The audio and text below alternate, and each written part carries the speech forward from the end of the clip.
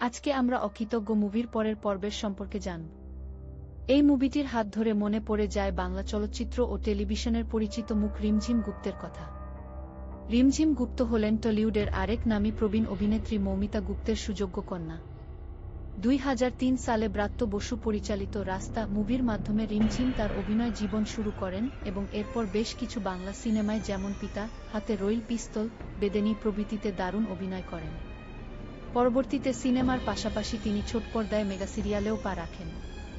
রইল ফেরার নিমন্ত্রণ এবং জীয়ন কাঠির মতো জনপ্রিয় ধারাবাহিকে রায় চ্যাটার্জি চরিত্রে তার অসাধারণ পারফরম্যান্স দর্শকদের ঘরে ঘরে তাকে বেশ জনপ্রিয় করে তোলে। সহজ সরল বা জটিল মানসিকতার চরিত্র, সবখানেই তিনি তার প্রতিভার স্বাক্ষর রেখেছেন।